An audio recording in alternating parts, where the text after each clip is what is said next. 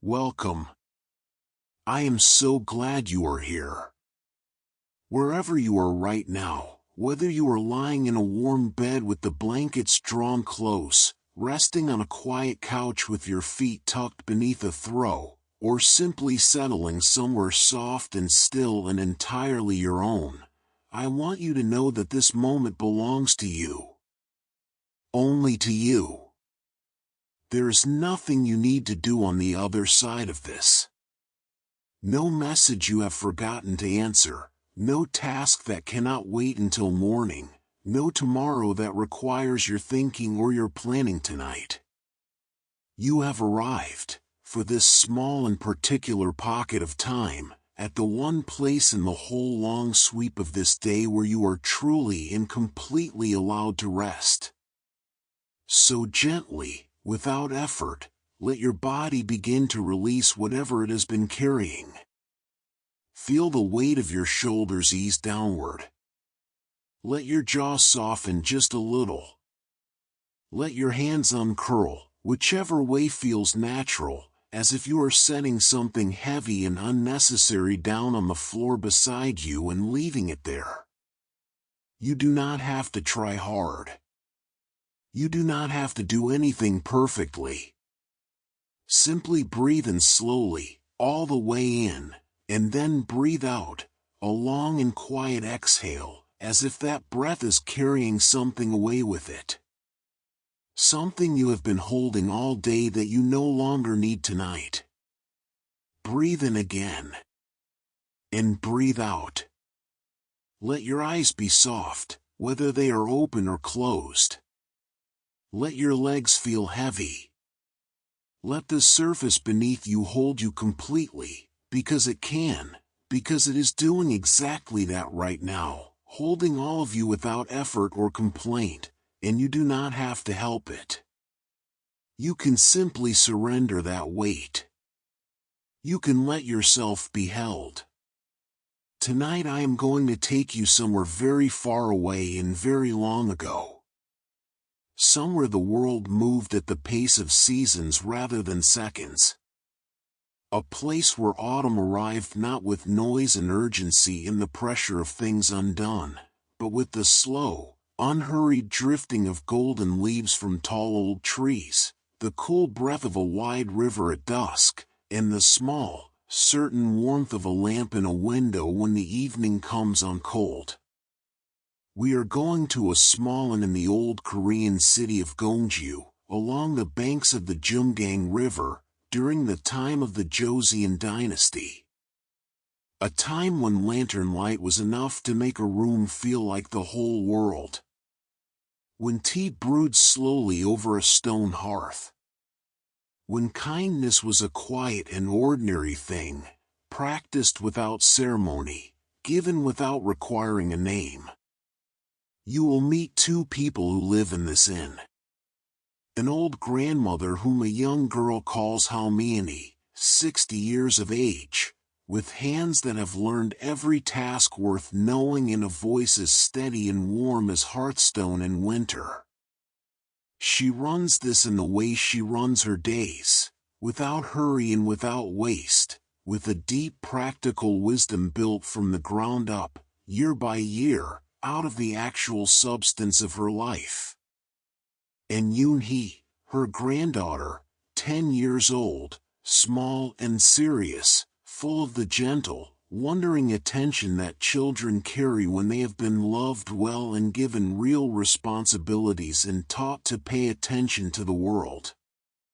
And there is one more companion in this story, a small gray rabbit named Duri, who moves through each scene like a soft and wordless comfort, present without demanding, watching without judgment, occupying every room he enters with the quiet grace of an animal entirely at peace with the world. Nothing alarming will happen here.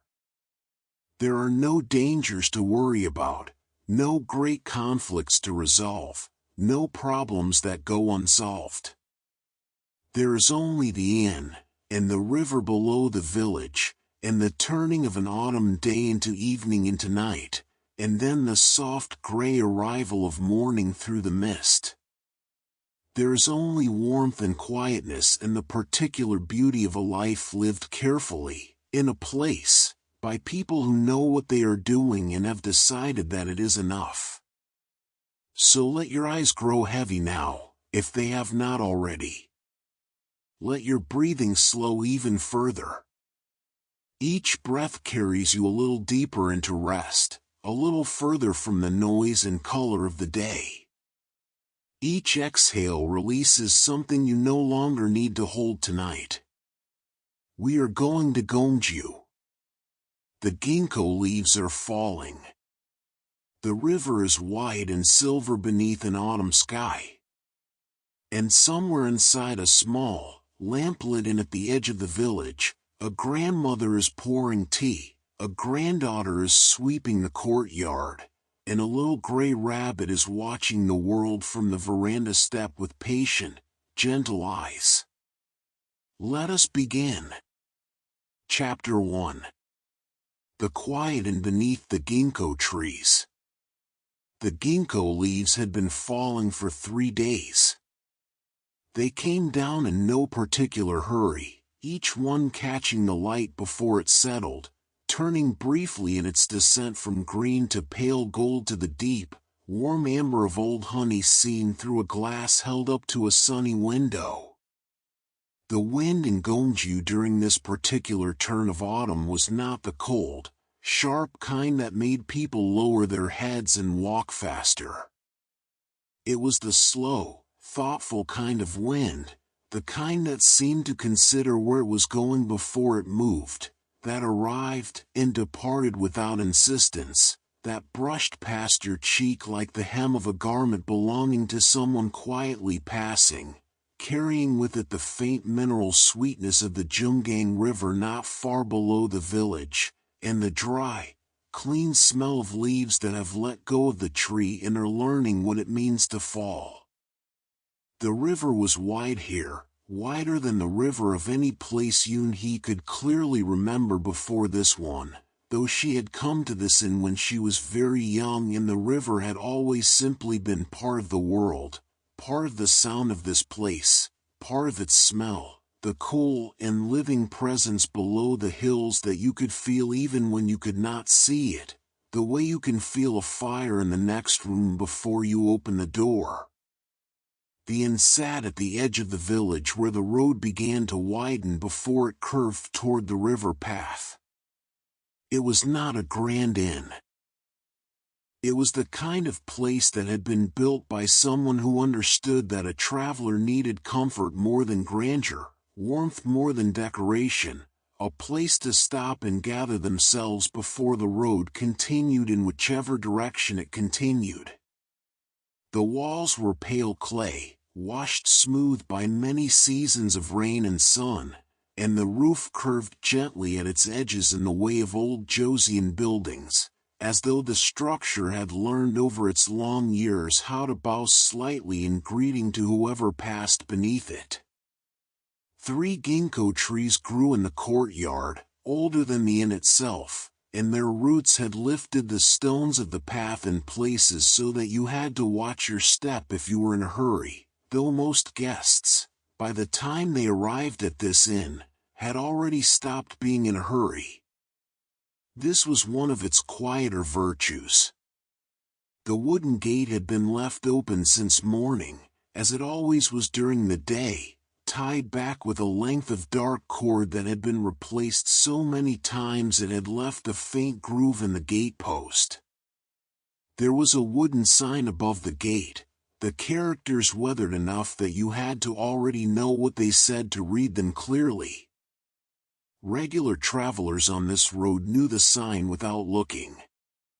They turned toward it the way a person turns toward a familiar sound in a large and unfamiliar place, with relief, with the particular comfort of recognition. Inside the courtyard, Yoon-hee was sweeping. She was 10 years old and small for her age, though she carried herself with the particular gravity of a child who has been given real responsibilities and takes them seriously. Her hair was gathered back in two small bunches tied with scraps of dark cloth, and she wore a pale green geoggery over her skirt, its hems already dusted with the morning's work. The broom she used was made of bound sorghum stalks, heavy enough that it required both her hands, and it was almost as tall as she was when she stood it upright. She swept with long, even strokes, pushing the fallen leaves toward the corner of the courtyard where her grandmother would later gather them to burn in the small clay brazier behind the kitchen. The leaves kept coming down while she swept. She had noticed this early in the morning, when she had begun her task, and she had spent a little time being quietly frustrated by it. She swept and leaves fell and the courtyard was neither cleaner nor dirtier than when she had started. But she had swept anyway, because Halmeoni had told her once that the value of sweeping was not only in the result. A courtyard that has been swept and then received more leaves is still a courtyard that has been tended. The act of tending matters, Halmeoni had said, even when the world does not cooperate with the tending. Perhaps especially then.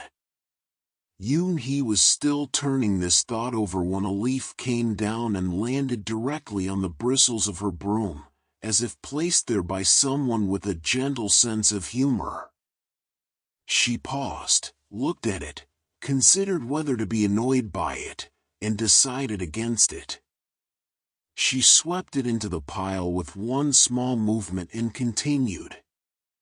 Duri was near the wall. The rabbit was gray with a white patch beneath his chin and ears that were slightly too long for the rest of him, which gave him a permanently attentive expression even when he was sitting in the full sun doing nothing in particular and clearly unconcerned about anything at all. He sat now with his front paws tucked beneath him in the compact way of a rabbit who has decided to remain somewhere for a while, his nose making the smallest, most continuous of movements, reading the air for whatever it was that rabbits read from air. The nearness of food, perhaps. The smell of change in the weather. The presence or absence of anything worth his caution. He had decided, apparently, that the fallen ginkgo leaves were not worth his caution. He watched them with the calm interest of a very old scholar observing a phenomenon he has seen many times and finds consistently unremarkable and consistently beautiful. From inside the main room of the inn came the sound of water being poured from a ceramic vessel.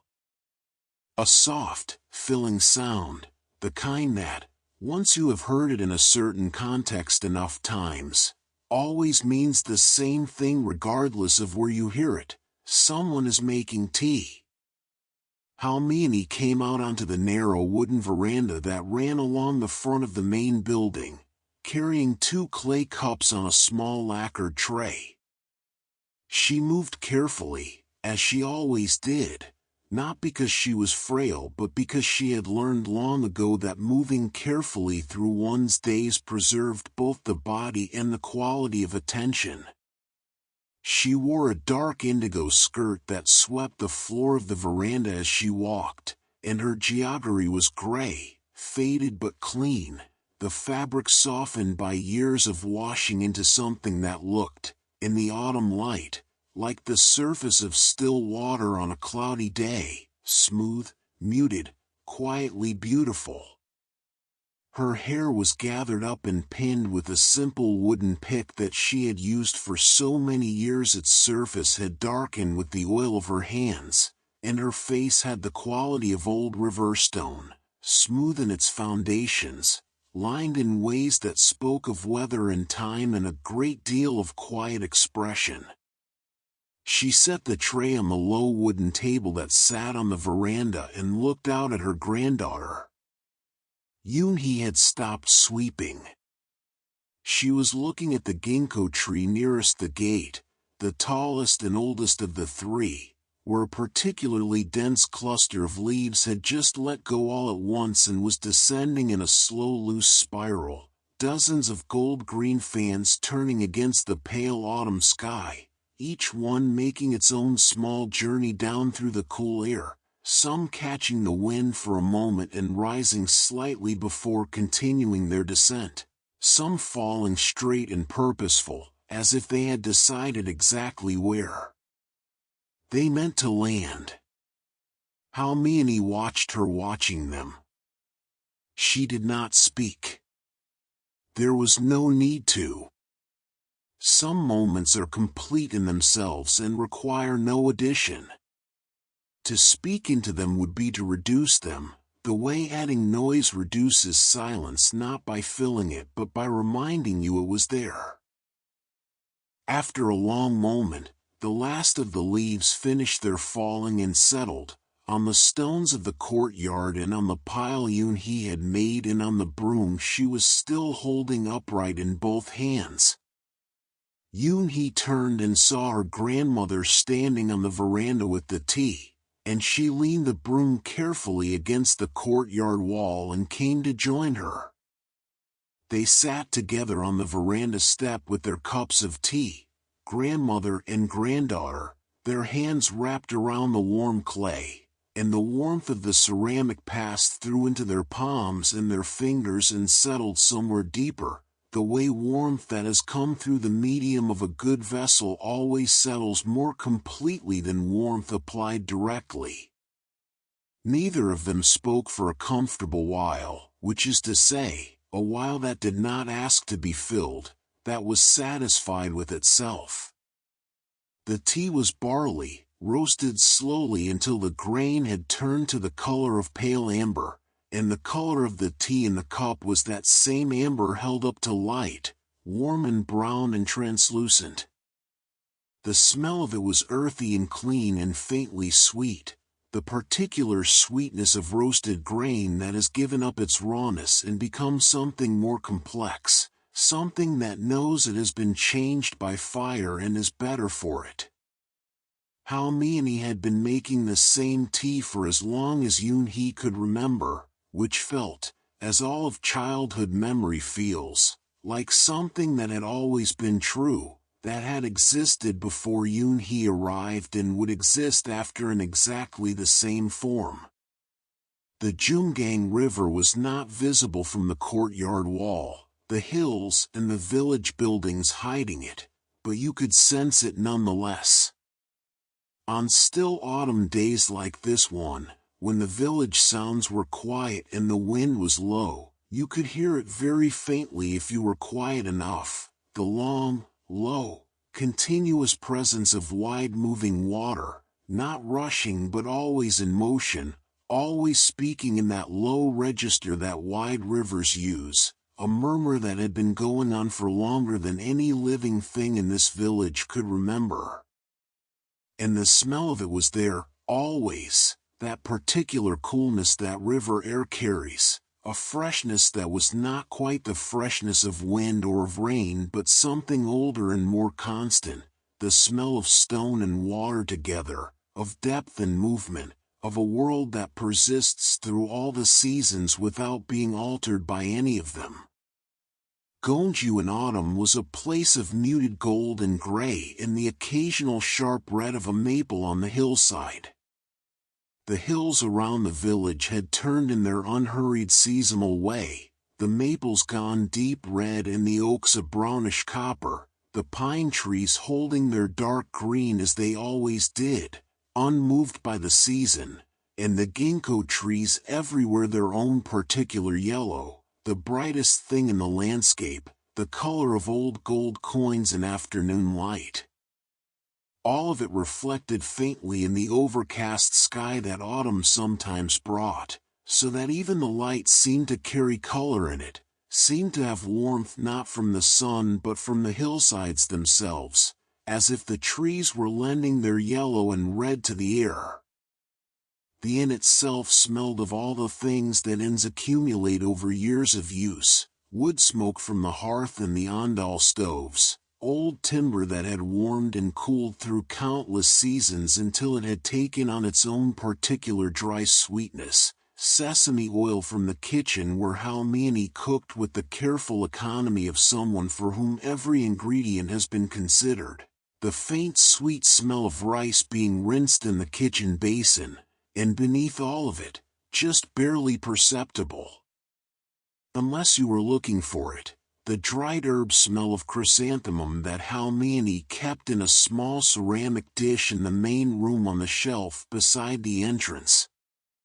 She changed the flowers each season, dried wild herbs in spring, small persimmon blossoms in summer, chrysanthemum in autumn, pine in winter.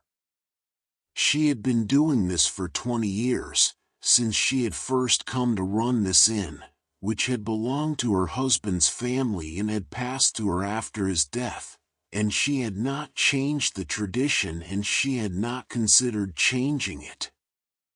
The inner rooms of the inn were 4 in number, 2 for guests, 1 for storage of the rice and the dried goods and the spare bedding and the tools of the inn's maintenance, and the smallest room for Halmeoni and Yoon-hee to share, their sleeping mats laid out side by side on the warm floor. The guest rooms were heated from below, the ondol floors that were the genius of old Korean winters, the fire built in the furnace beneath the house traveling through stone channels under the floor and radiating up through the surface, slow to heat and slower to cool, holding the warmth of the fire for long hours through the night and into the morning. Halmeoni had already begun the early autumn fires in both guest rooms that morning, before Yoon-hee woke, a habit she kept regardless of whether guests were expected, because the rooms would be warm by evening if anyone came, and if no one came the warmth was not wasted. It simply waited, as warmth does, patient in the stone. On the low shelf near the entrance of the main room, there was a small arrangement that Yoon-hee had made 2 days ago, after she had gone down to the riverside with her grandmother in the morning. She had brought back 3 smooth flat stones of different sizes and colors, 1 dark gray, 1 pale brown, 1 the particular pinkish color of wet sandstone in winter. She had arranged them on a square of rough linen, added a sprig of dried persimmon leaf she had found on the road, and placed beside the smallest stone a single ginkgo leaf, pressed flat, still holding its full yellow color. She had considered the arrangement for a long time before deciding it was finished, moving the stone several times, approaching it from across the room to assess it with the distance that perspective requires. Halmeoni had come in from the kitchen, looked at it, and made a sound of appreciation, the kind that requires no words because it already contains everything the words would say. The creak of the old wood was a constant low-level presence in the inn, like the river, like the sound of the fire, something always there and only truly noticed when you were paying the particular kind of attention that notices such things. The gate made a sound when it moved in the wind, a complaint and a welcome at the same time. The veranda boards had their own register, lower than the gate. The inner door between the main room and the sleeping room had the highest-pitched creak of all, the sound of wood that has shrunk and settled unevenly over the years, requiring a specific angle of pressure to open without noise. Yoon-hee had learned that angle. She had learned all the sounds of the inn the way you learn the sounds of a language you grew up inside, not by studying them but by living with them until they were simply part of what you knew. That afternoon, she helped Halmeoni prepare the evening rice. She was learning to wash the grains properly, which required patience, 3 changes of water, each rinsing more clear than the last, the grains pressed gently between the palms to release the surface starch without breaking the grain itself. Halmeoni showed her how to test the clarity of the water by holding the rinsing bowl toward the light from the small window that faced the courtyard, the light coming in pale and cool and autumn thin, and tilting the bowl so the water surface caught it. "Not clear yet," Halmeoni said, with the tone she used for instruction, not demanding, not impatient, simply informative, the tone of a person who expects to repeat things and does not mind it. "One more rinse." Yoon-hee rinsed again, her hands cold from the water, and held the bowl toward the light, and this time the water was clear enough to see the grain through, the individual kernels visible and white and distinct. "Good," Halmeoni said. That was all. It was enough. The light from the window moved slowly across the kitchen floor as the afternoon deepened, the rectangle of pale autumn light stretching and tilting as the sun began its early downward course, the short arc autumn sun that gave less of its day than the summer sun and gave what it gave with a different quality of light, lower and warmer in color, more horizontal, touching surfaces that the high summer sun had passed over without notice. Duri had found his way inside, as he did most afternoons, and was sitting near the warm edge of the cooking stove, not close enough to be in any danger but close enough to benefit from the warmth that radiated from the stone, his eyes half closed, his nose finally still for the first time since morning. Outside, the ginkgo trees continued their patient descent of leaves. The road before the inn was quiet in the way that the middle of an autumn afternoon is quiet. Most of the day's travelers had already passed through earlier, before midday, those who had started early and kept their pace, and the afternoon road belonged to the wind and the falling leaves and the occasional sound of a cart somewhere on the far side of the village, the slow rumble of wood and stone wheels on packed earth. In an hour or two, the evening travelers would begin to arrive, those who had misjudged their pace or whose business had kept them longer than they had planned. But for now, the road was entirely and peacefully still. Halmeoni came to stand beside Yoon-hee at the kitchen work surface and looked at the rinsed grain sitting in its ceramic vessel, pale and wet and ready.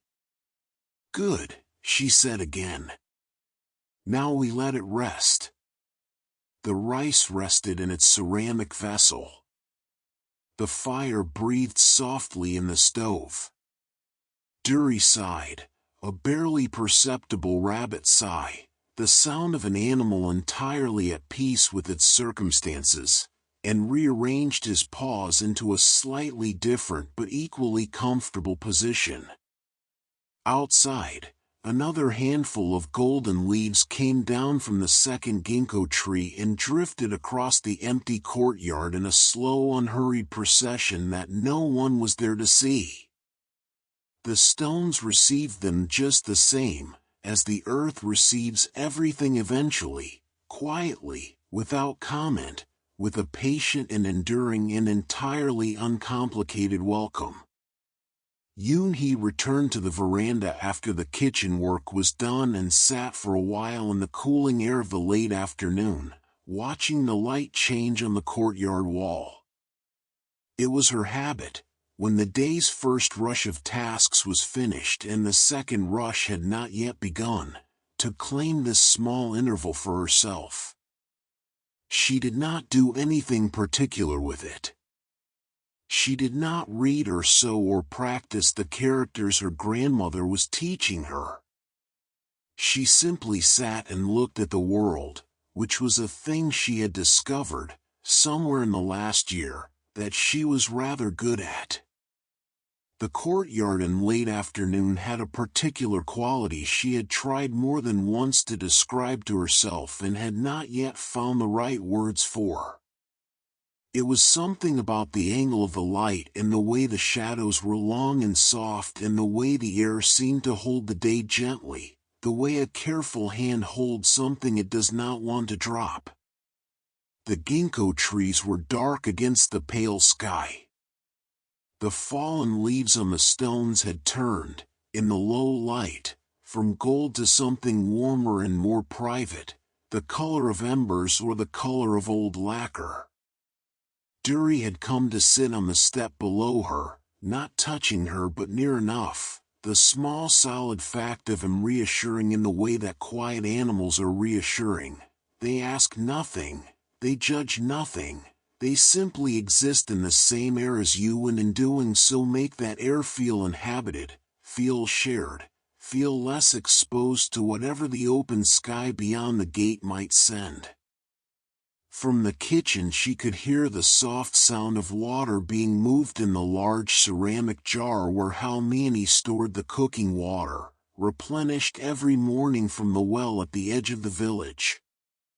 It was a sound she had grown so used to that she only noticed it when she was paying a certain kind of attention, the way you notice the ticking of a clock only when the room is very quiet. She noticed it now, and it told her that her grandmother was moving through the kitchen in the preparatory way, not yet cooking but arranging, thinking ahead, laying out the sequence of the evening meal the way a person lays out the steps of a long journey, not rushing, but not wasting time either. Getting ready. The inn was always in some stage of getting ready. That was perhaps what it meant to run a place, she was beginning to think, not the running itself, which was the visible part, but the perpetual preparation for the running, the thinking ahead, the arranging of things so that when they were needed they were already where they needed to be. Chapter 2. Travelers of the Fading Road. The first traveler came just before the light changed. That particular autumn light, the hour when the sun has left the sky but has not yet given the sky permission to go entirely dark, when the world is caught in a kind of sustained gentle betweenness, the gravel of the road still faintly warm from the day's sun if you pressed a hand to it, the shadows already deep and purple under the roadside trees, the air beginning its evening cooling but not yet cold enough to make you wish for more layers. It was an hour that felt like hesitation. Like the world drawing a long breath before it spoke the word, evening. Like a door standing open between two rooms that were both full of their own kind of light.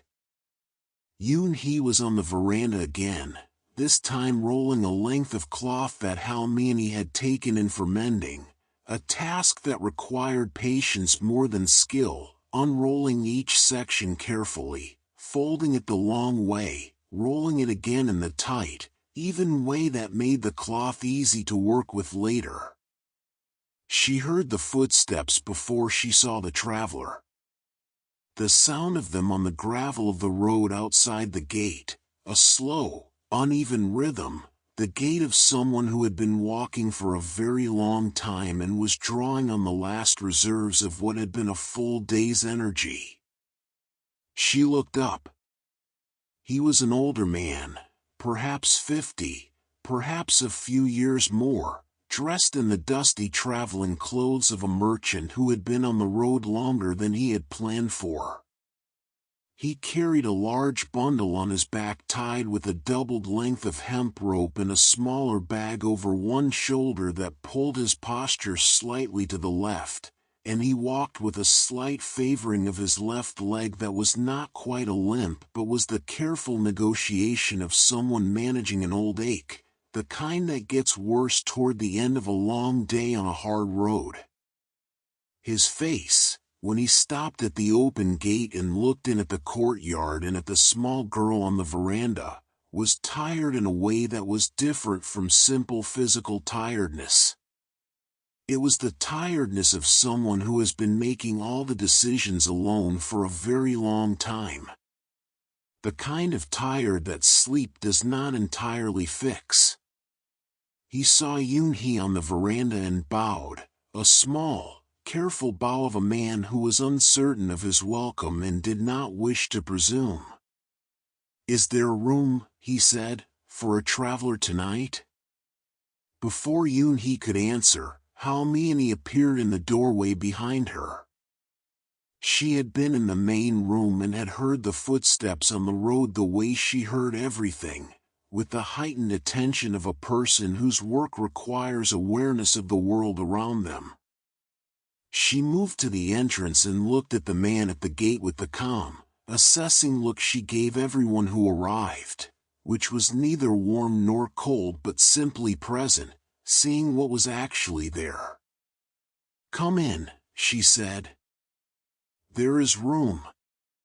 He came through the gate and set his bundle down in the courtyard with the careful relief of someone who has been carrying it for a very long time.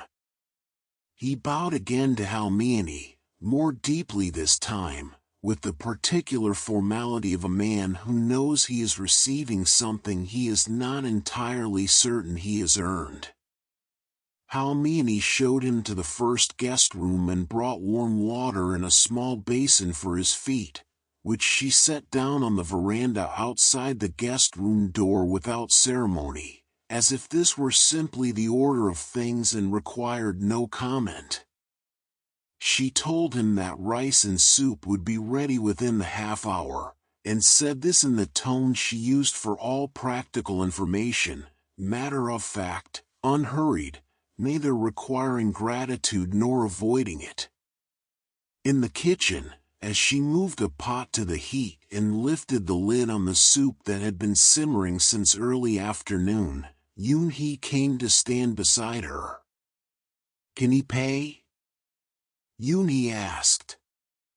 She was old enough to know that the yen operated on the currency of the world like everything else, and young enough to ask the question without embarrassment, without the adult instinct to soften it into something less direct. Halmeoni stirred the soup slowly with a long wooden spoon, watching the surface move. "I don't know yet," she said. "It doesn't matter for tonight." Yoon-hee considered this. She was not puzzled by it, exactly. She had seen her grandmother do this before, had seen travelers arrive with the same worn-through quality about them, the same careful bow at the gate. What she was interested in was the reasoning. The working of it. The way her grandmother arrived at these conclusions without appearing to deliberate, as if the conclusion had been arrived at long before the question arose. "What if he can't pay at all?" she asked. Halmeoni lifted the spoon and let the soup fall back into the pot in a thin stream, watching it, assessing it. "Then he can't pay at all," she said simply. "A man who has walked all day on a bad leg in worn shoes still needs soup when the evening comes." She set the spoon down on the rest beside the stove and looked at her granddaughter. "Besides," she said, "there are many ways to pay. He might split firewood in the morning if his leg allows it. He might tell us something worth knowing about the condition of the road south, which will be useful when the next traveler comes from that direction." She looked at the pot again. "Or he might simply carry our small kindness with him and set it down somewhere else along the way. Give it to someone else who needs it, in some form. That counts as payment too, even if it never comes back to us directly." Yoon-hee held this thought carefully, the way you hold something you are not sure of the weight of. She would return to it later, she knew, when the evening's work was done and she was lying in the dark with the fire banked and the unquiet around her. She carried the tray to the guest room while Halmeoni finished the soup. The tray held a bowl of rice, still steaming, a small ceramic dish of fermented vegetables arranged with a quiet care, and a cup of warm water. She knocked on the door of the guest room with the soft, deliberate knock that Halmeoni had taught her for guests' doors, present enough to be heard, quiet enough to be respectful. "Come in," said the traveler, his voice careful. She slid the door open and entered and set the tray down on the low table beside the sleeping mat and straightened up. The guest room was warm from the ondal floor and the small lamp in the corner had been lit, the flame moving gently as the door opened and then settling.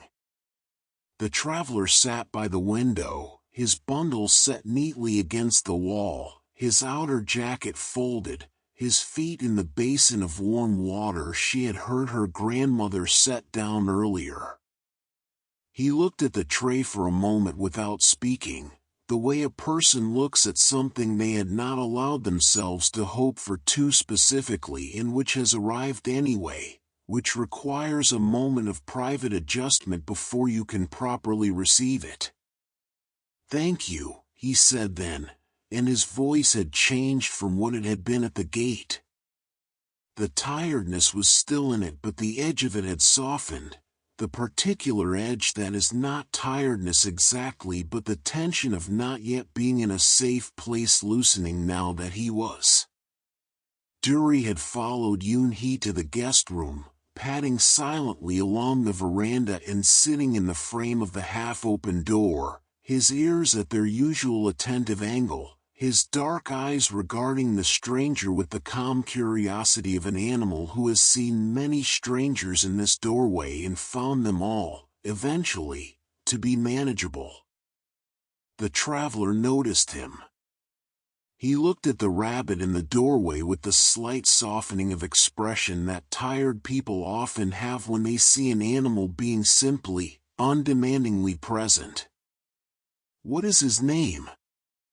he asked. "Duri," said Yoon-hee. The traveler nodded slowly. "He is a good companion," he said. "I can see that." "Yes," said Yoon-hee. "He is." She left the traveler to his meal and slid the door closed behind her with both hands, the way Halmeoni had taught her, so that the closing was smooth and complete and did not announce itself.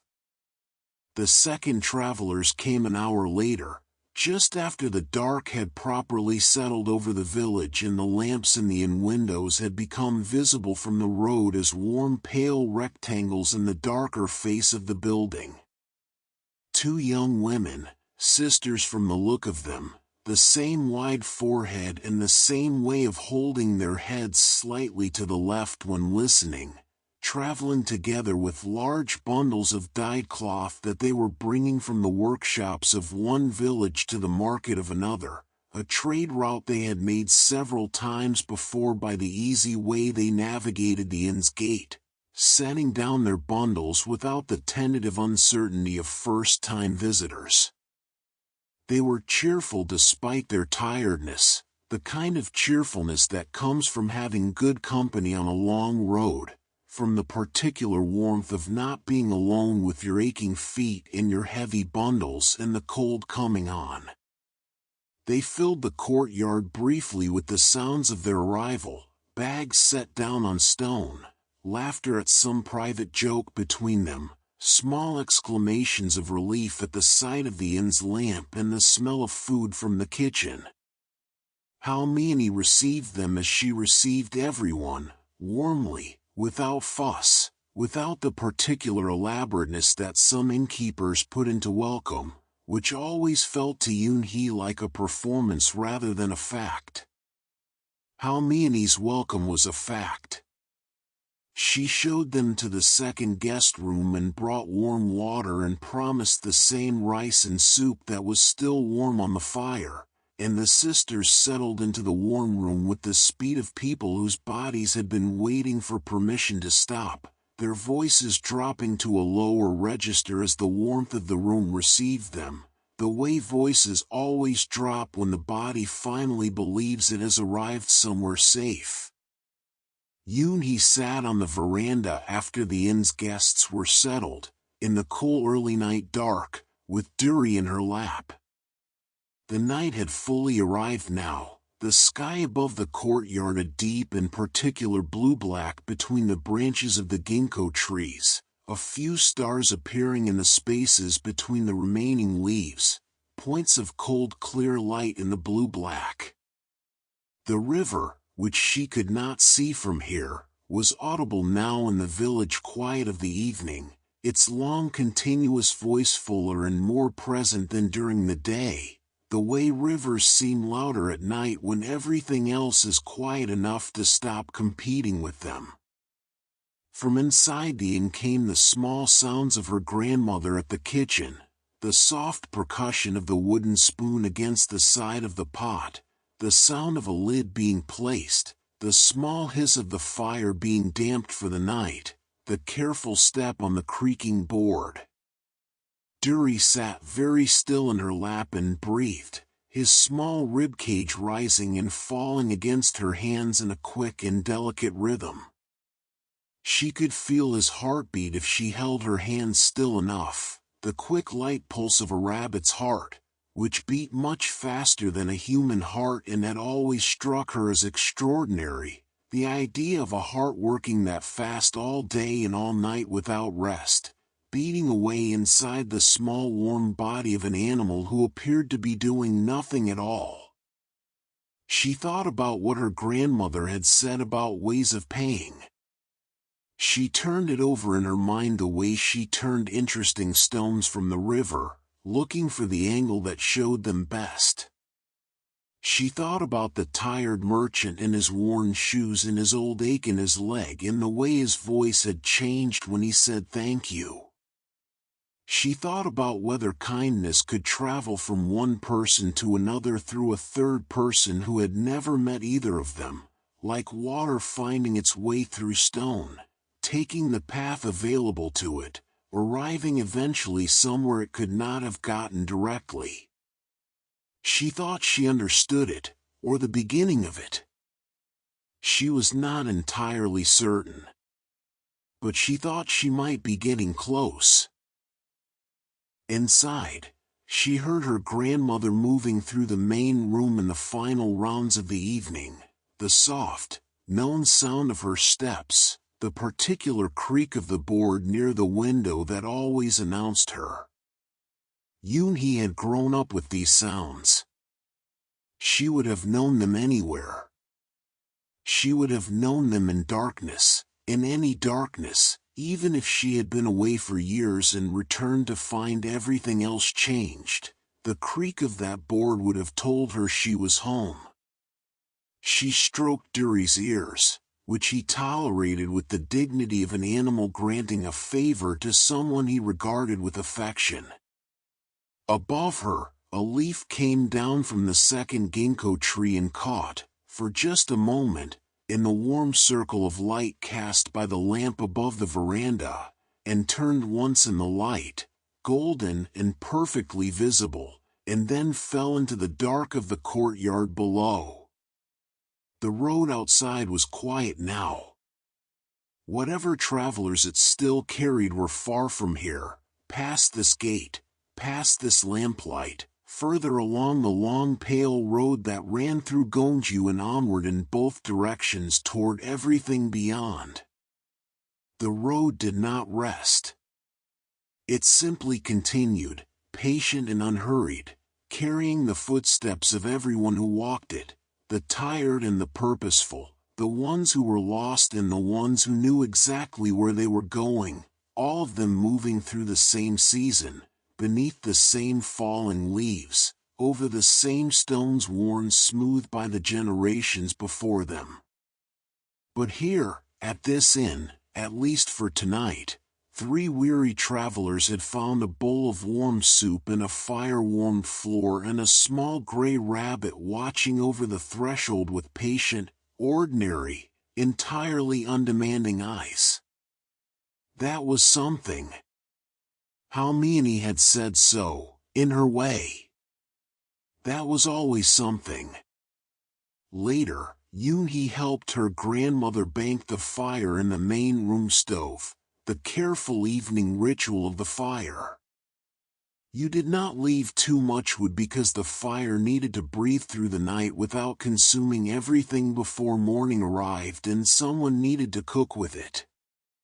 But you did not leave too little either, because the warmth in the guest room floors came from this fire and it had to last through the cold hours, had to still be in the stone when the guests woke and the morning was at its coldest. The judgment was built from practice, from the quiet accumulation of many evenings doing this same thing and noticing what happened the next morning. Halmeoni knew it now without thinking about it, her hands making the decisions, the mind free for other things. Yoon-hee watched each movement and filed it away. One day she would know it without thinking too. She was patient about this. There were many things she did not yet know how to do without thinking, and she had begun to understand that this was not a lack but a position, the position of someone who was standing at the beginning of a long road. Which was, she was learning, a position worth having. A position with a great deal still ahead of it. The fire settled into its banking. The embers breathed. The warmth moved down into the stone and onward through the channels beneath the floor of the guest rooms, where a tired man with an aching leg was lying on a warm surface that asked nothing of him except that he rest, and two sisters were already asleep with their bundles of colored cloth stacked neatly against the wall, their laughter stored away for morning, their breathing slow and even. Halmeoni straightened up from the stove and looked at her granddaughter for a moment in the warm low light. "You did well today," she said. Yoon-hee looked at the fire, the small remaining glow of it. "I only carried the tray," she said. Halmeoni put her hand briefly on the top of Yoon-hee's head, the kind of touch that does not linger and does not need to. "That too," she said. Chapter 3. Evening Stories by the Fireplace. When the inn was settled and the guests asleep and the kitchen banked for the night, the grandmother and the granddaughter returned to the main room. This was the end-of-day ritual that Yoon-hee loved most, perhaps more than any other part of the inn's rhythms, more than the satisfaction of a swept courtyard or the cleanness of rinsed grain or the particular pleasure of carrying a warm tray through the cool air of the veranda and setting it down before someone who needed it.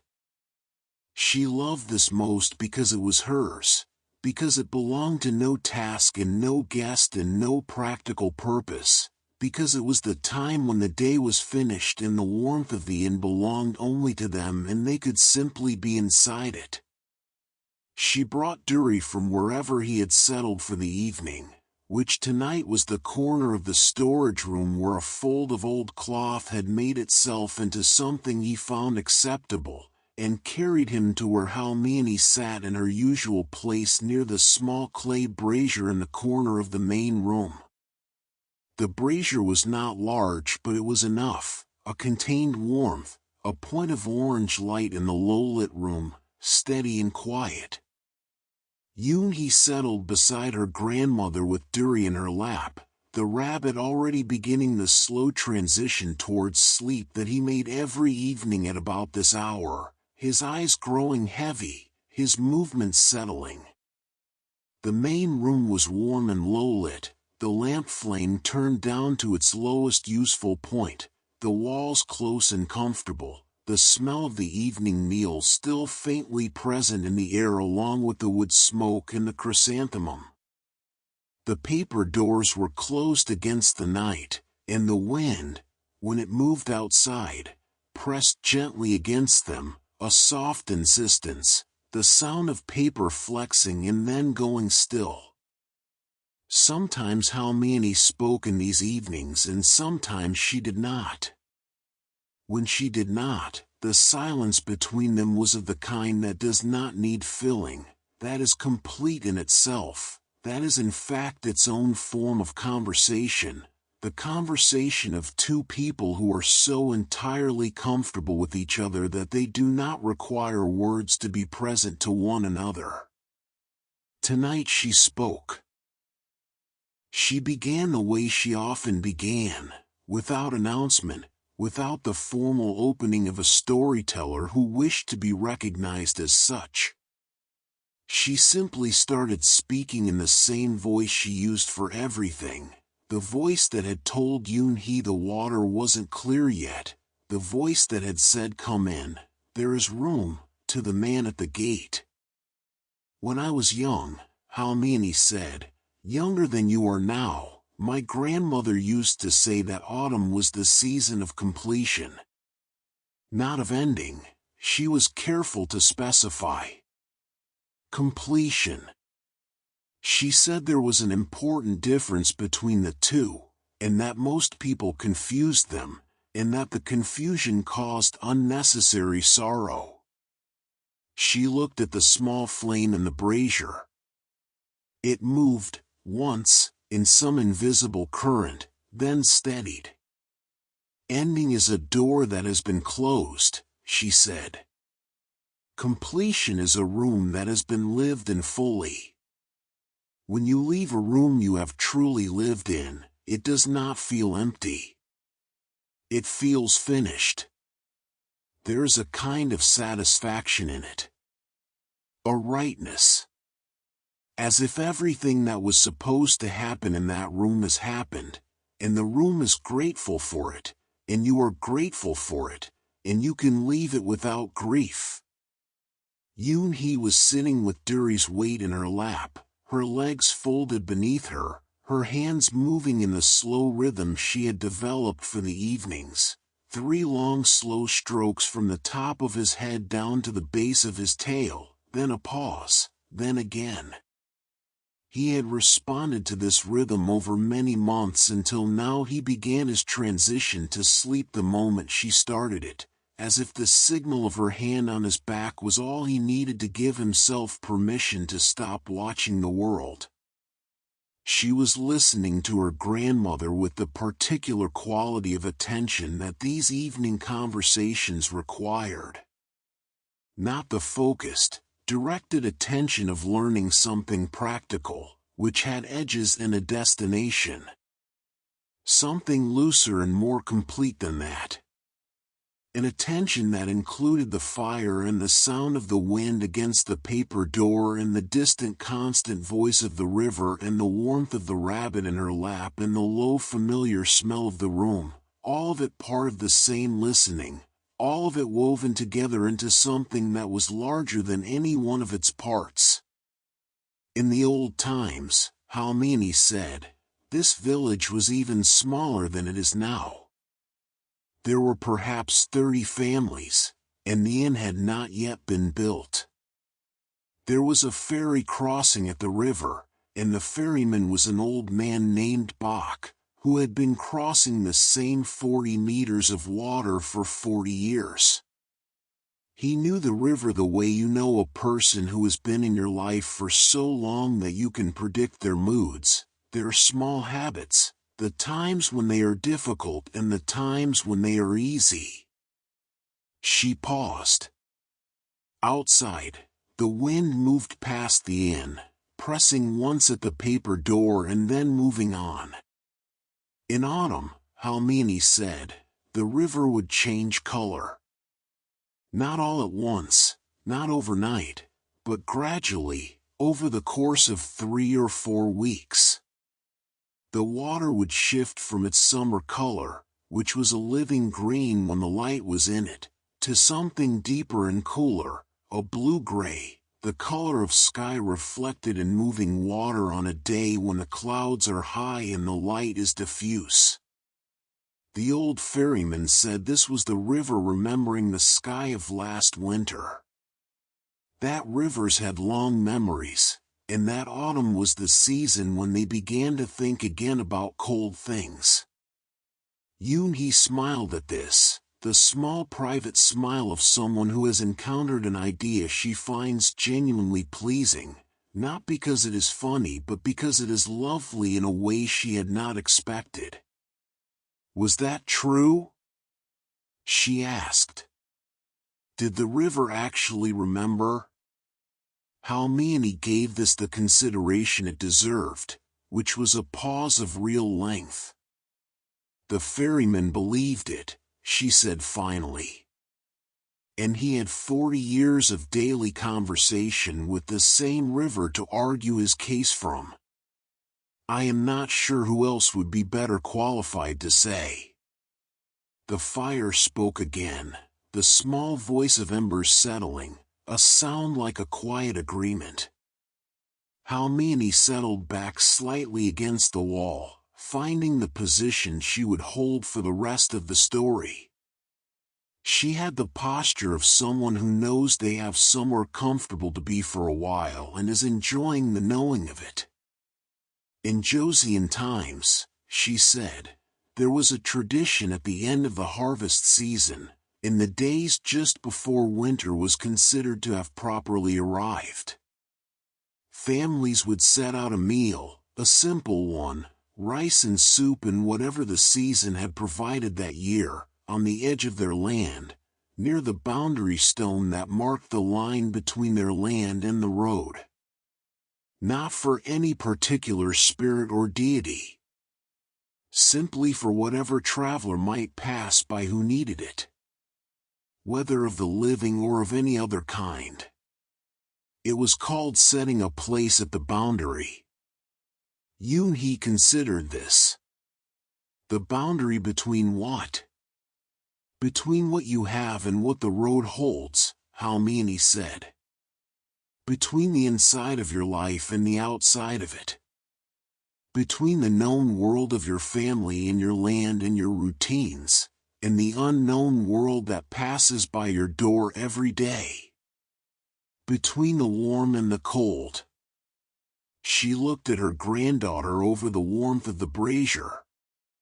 That is what an inn is, really, she said. It is a permanent boundary meal.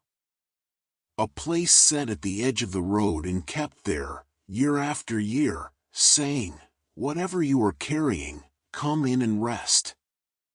You do not have to eat it alone. You do not have to keep going when you need to stop.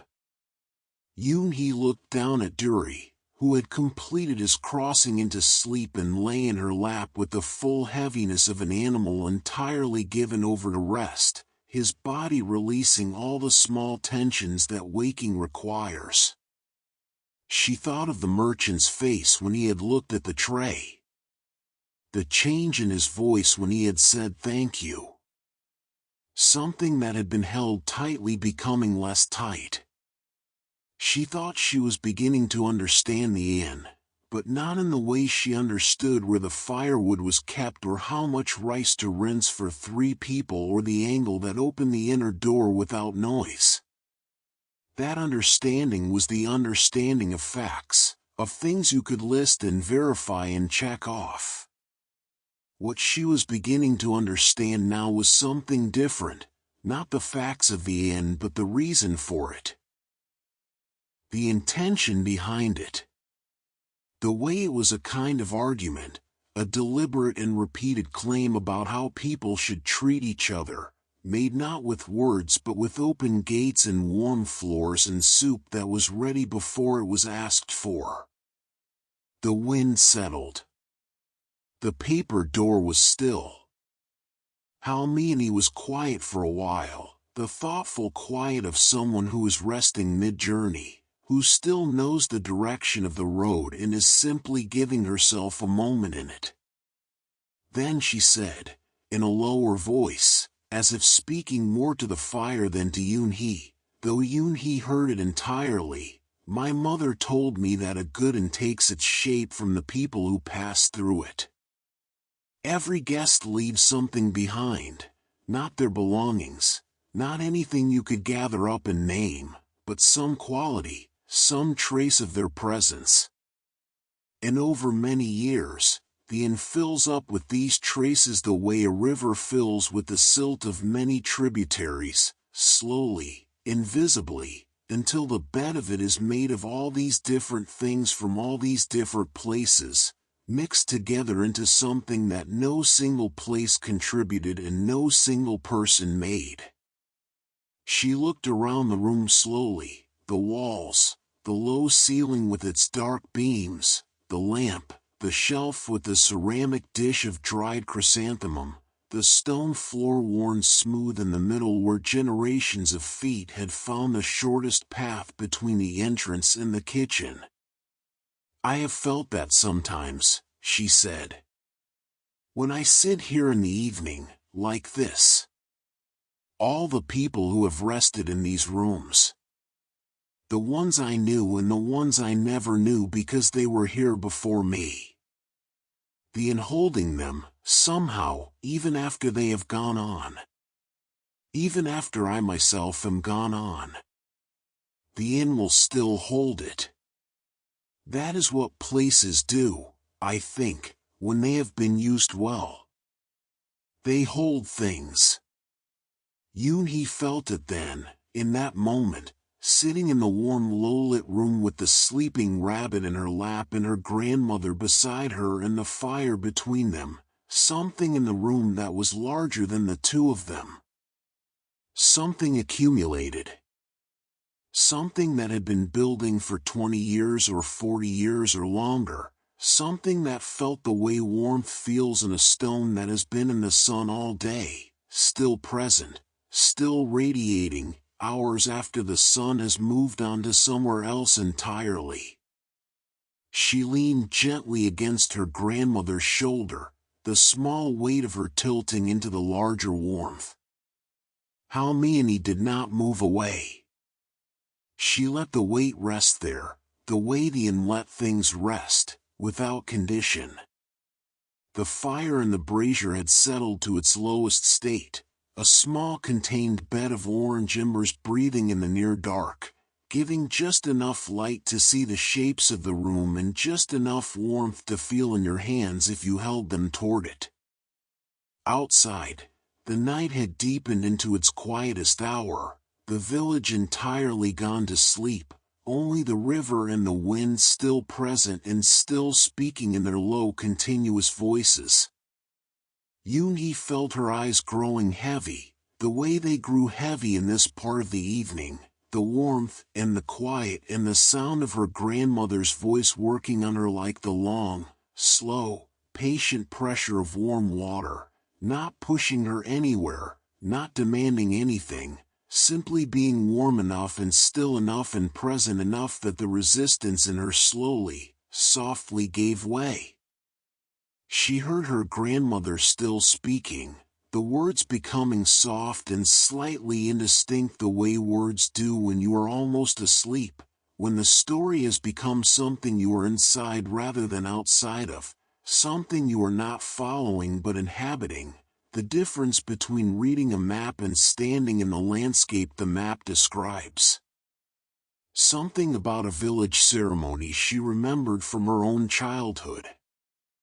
Something about paper lanterns set on the river on an autumn evening, dozens of them, the whole surface of the water carrying small flames downstream, each one a prayer or a wish or simply a gesture, a candle released into the current because something in the human heart, when it stands at the edge of a river at night, wants to offer something to the moving water. Something about a girl who had watched the lanterns float away and had never forgotten the way the light moved on the dark water, not steady, not fixed, but alive in its reflection, multiplied and trembling, the river making more of the light than the light itself had known it could be. Perhaps Yoon-hee was already dreaming. Perhaps the story and the dream had begun to share a language, the grammar of one bleeding softly into the other until there was no longer a clear border between them, only the continuous warm country of almost sleep, where everything is present and nothing requires a response. Duri breathed. The embers breathed. The inn breathed around them in its slow wooden way, the slight shifts and creaks of old timber that has settled into its own particular vocabulary of sound, the language of a place that has been inhabited long enough to know how to speak. The wind came once more against the paper door, a last soft inquiry, and then passed on, and was still. And the room held them, the grandmother and the granddaughter and the sleeping rabbit and the warm embers and the years of footsteps and voices and the accumulated quiet of all the evenings that had passed in this room before this one, all of it present, all of it patient, all of it as gentle as the particular light of a lantern seen from a distance through still water. Chapter 4. Moonlit Reflections.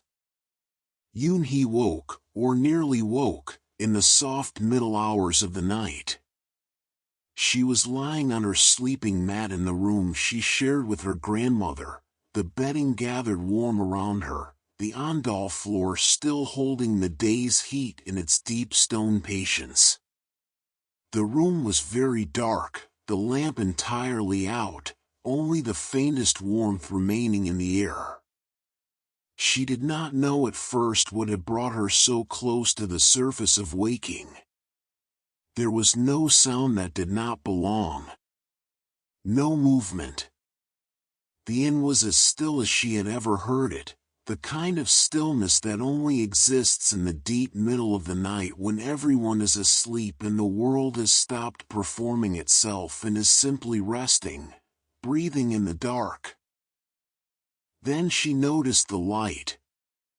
It came through the paper panels of the outer door, a pale, even, cool illumination entirely unlike the orange warmth of firelight or the yellow steadiness of lamplight or the gray diffusion of cloudy morning.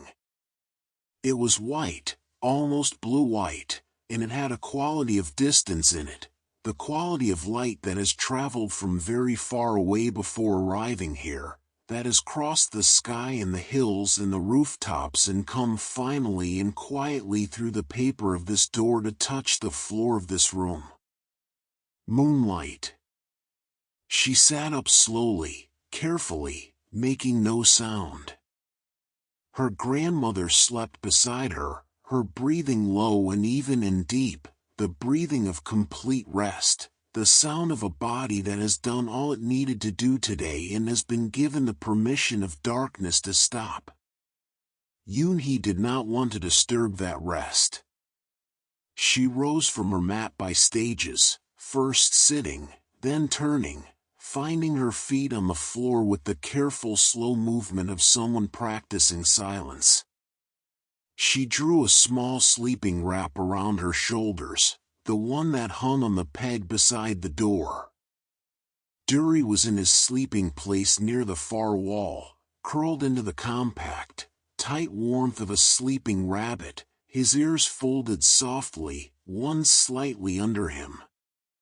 He heard her moving, as he always heard her moving regardless of how quiet she was. His head came up and his eyes opened, the quick awakening of a prey animal for whom wakefulness is always close to the surface. She looked at him.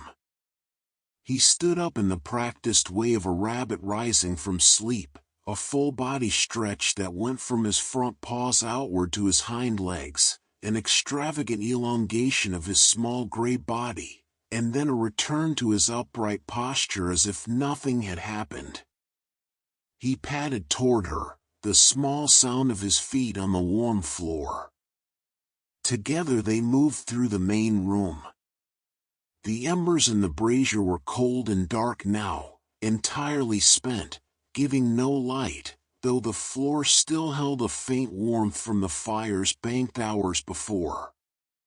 The main room was very still, the shapes of the furniture visible in the moonlight that came through the paper screens of the windows, everything in blue-silver outline, each familiar object made slightly unfamiliar by this light that was like ordinary light in all ways except its color and its quality of belonging to the night.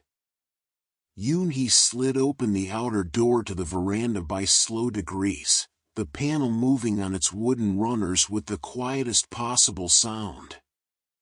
The cold air of the night came in around the edge of the door and found her face in her hands, and she drew the wrap more tightly around her shoulders and stepped out. The moon was high. It was one of the large moons that autumn produces in its deepest weeks, the kind that seems larger than it has any reasonable right to be. The kind that makes you want to hold up your hand to measure it against your palm because you do not quite believe what your eyes are showing you. The kind that turns the world beneath it into something from another kind of story, every surface given its own particular blue-silver shadow, every edge rendered precise and clean, every texture revealed by this light that was simultaneously sharp and soft, direct and diffuse, showing everything and making everything slightly luminous, slightly other than itself.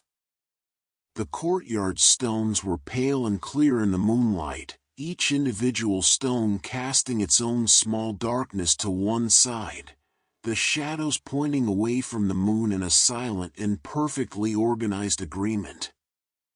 The ginkgo trees stood in the moonlight like watchers, their remaining leaves, fewer now than they had been even 3 days ago, each one a small disk of silver where the moonlight caught it, trembling very slightly in the air that moved through the courtyard with a different quality at this hour than at any other, cooler and somehow more purposeful, as if the night had its own business in these spaces. The roof of the inn was silver dark. The clay wall around the courtyard was pale. The gate and its posts and the cord that tied it back were all made strange and specific and utterly themselves by this light that fell on everything equally, without making anything more or less important than anything else.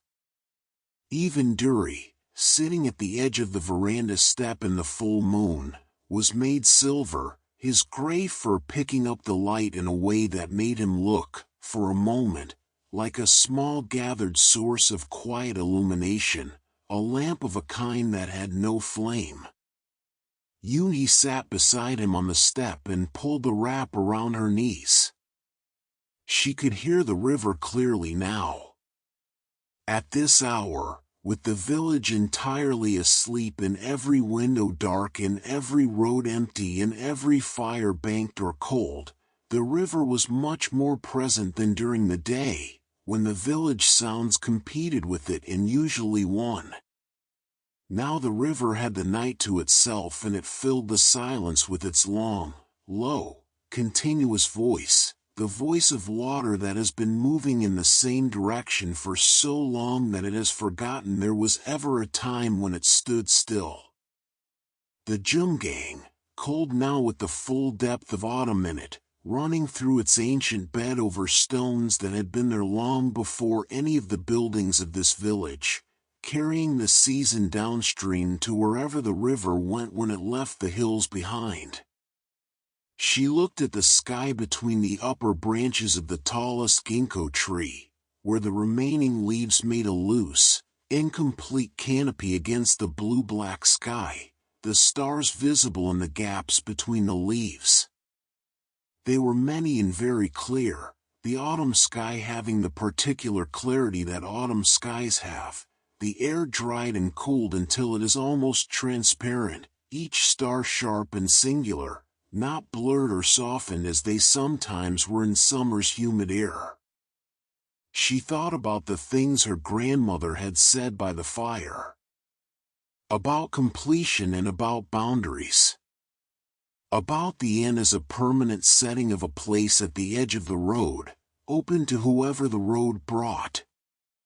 She turned these thoughts over slowly, without urgency, feeling their weight and their surface, the way you feel a stone you are considering whether to add to a collection, deciding what it adds to what you already have. She was 10 years old.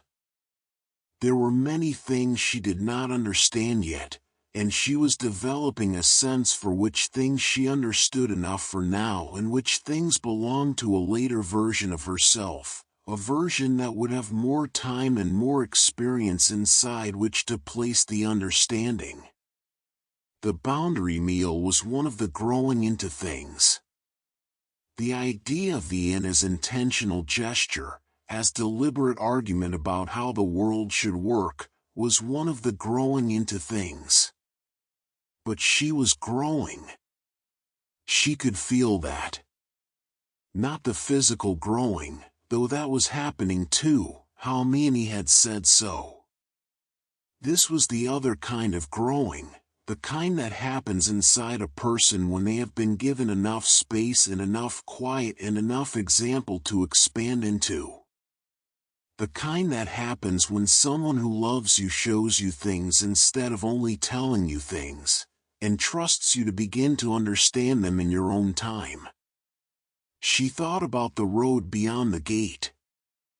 The road she could not see from here but knew was there, knew the sound of when it carried cartwheels, knew the look of in the early morning when the mist lay over it and made it into something that might be a river itself, a pale dry river running between the fields and the hills. She thought about the people on the road, all the ones she had not seen and would not see. The ones traveling away from Gongju toward places she knew the names of and toward places she did not. The ones traveling toward Gongju from those same places, coming from directions that were abstract to her, rendered real only by the travelers they sent. One day, she would be the one who saw all of them come through the gate. One day, she would be the one who carried the tray. Who said, "Come in, there is room"? Who made the judgment about the fire, about how much would to leave, about what the night would require? Who knew, without thinking about it, how to receive a person who had been walking too long in worn shoes and needed soup and a warm floor and the particular mercy of not being asked too many questions? The thought arrived quietly, without drama and without alarm. She sat with it the way you sit with something that is large but not heavy, that requires space rather than effort. She did not feel frightened. She did not feel particularly excited. She felt the way you feel when you first understand that a road you have been walking has a direction, and that the direction is real, and that you are moving along it whether you are thinking about it or not. The river continued its silver movement below the village in the dark. The moon continued its arc. Duri moved, finally, from the veranda step down to the first courtyard stone, landing with a small soft sound, and sat in the full moonlight with his shadow spreading behind him like a longer, thinner version of himself, a shadow rabbit attending the real rabbit, following him even in the night. She watched him and thought about moon rabbits. There was a story about a rabbit in the moon, an ancient story that Halmeoni had told her in the first winter she was here, when she was very small and needed stories to go to sleep by. A rabbit in the moon pounding rice cakes in a great mortar, the craters of the moon being the marks of this labor, the rabbit working through the night at its important and patient task. She had believed it entirely when she was small. She still had a kind of belief in it that was different from the literal belief of childhood but was not nothing, the belief in the beauty of a story, in the rightness of an image, in the particular way that some things feel true even when you know they are not facts. Duri twitched one ear and was still. From inside the inn, very faintly, she heard something she had not expected. Halmeoni was humming. The sound was so quiet that Yoon-hee had to hold perfectly still to be certain she was hearing it, a simple, repeating melody, sure enough to hold in a single breath, low and unhurried, the kind of tune that is so old it has no author, that belongs to everyone who has ever known it, that was being sung long before there was anyone to write it down and will be hummed long after all the written songs have been forgotten. A lullaby. The kind of song that is less a composition than a vibration, something that the human voice returns to when it is in the deepest kind of rest, when it has stopped performing and is simply making sound, because sound is what voices make in the dark when the body is comfortable and the spirit is at peace. The sound moved through the paper walls of the inn the way warmth moved through the stone floors, slowly, softly, more presence than sound by the time it reached her, more feeling than information, something that registered not in the ear exactly but somewhere behind it, somewhere more interior. Yoon-hee had not known she needed to hear it until she heard it. She sat with it. She let it be what it was. She did not move toward it and did not move away from it.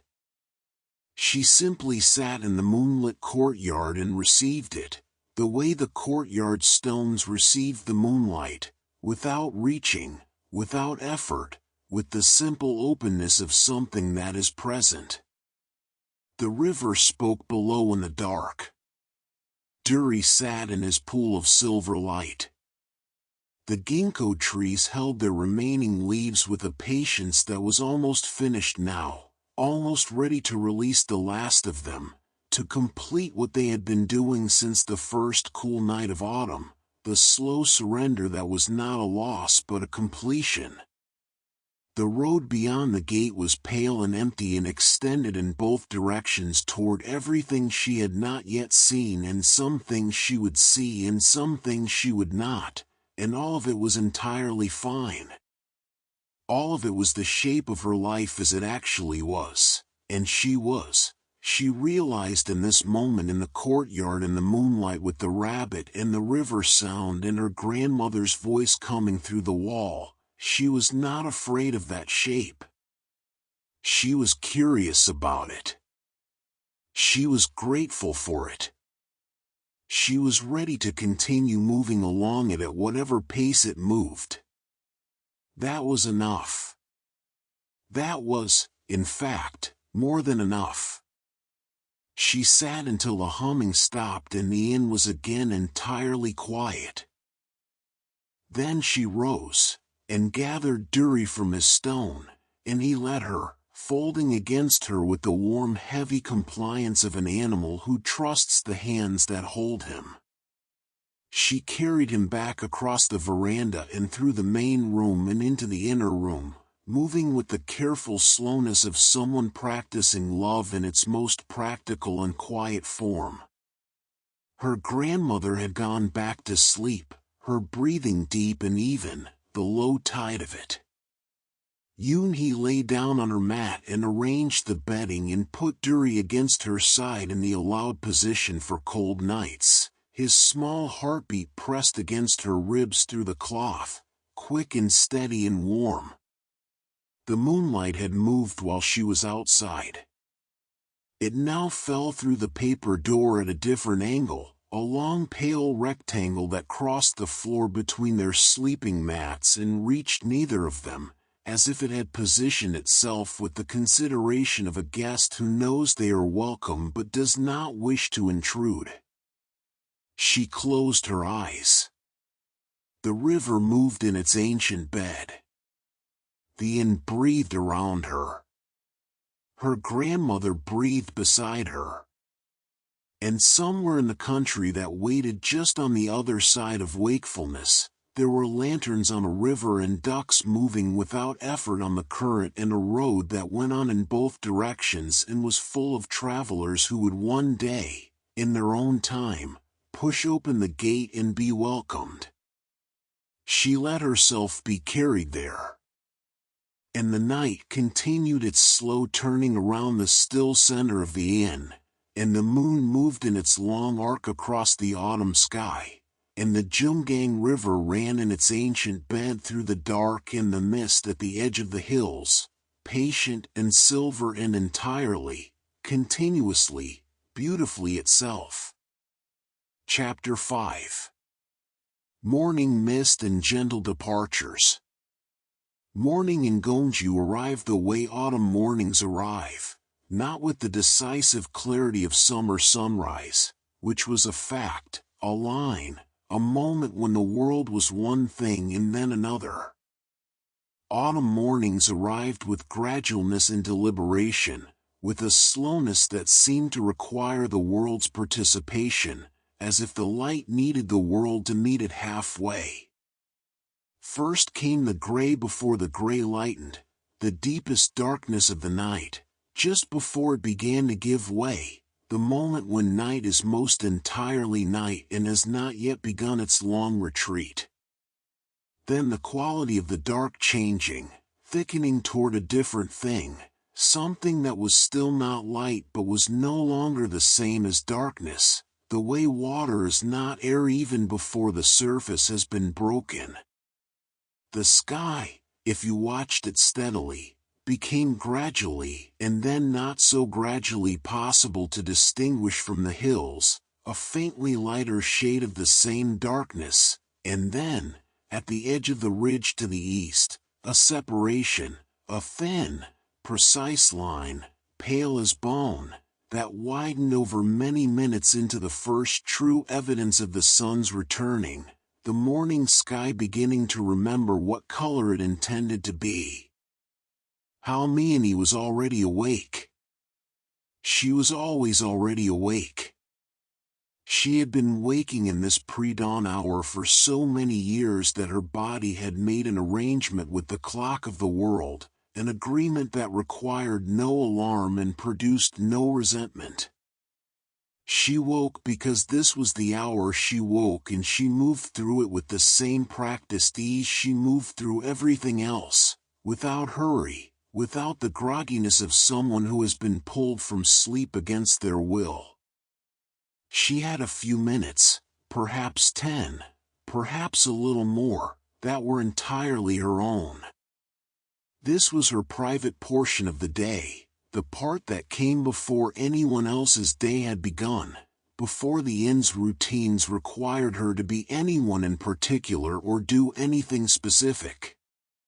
She used it the way some people use the first cup of tea in the morning, not for any purpose other than the quality of the moment itself. She sat on the veranda in the cold early air with her hands folded in her lap and watched the mist. It lay over the fields and the lower road and the river path in great soft masses, thick and white and without apparent motion, though you knew it was moving if you watched it long enough, the edges of it shifting in ways too slow to be dramatic. The mist had come in from the river during the night and settled in every low place it could find, filling the spaces between the hills and the spaces between the buildings and the space of the courtyard itself up to a point, so that the tops of the ginkgo trees rose above it, their upper branches bare now and dark against the pale sky, the mist swallowing the rest of them completely. It gave to the world the quality of a painting not yet finished, everything present but not yet fully revealed, the details reserved, held back, waiting. She had sat here in this kind of morning more times than she could count. She had sat here in rain and in frost and in the particular clear cold of late autumn that made the air feel like it had been sharpened.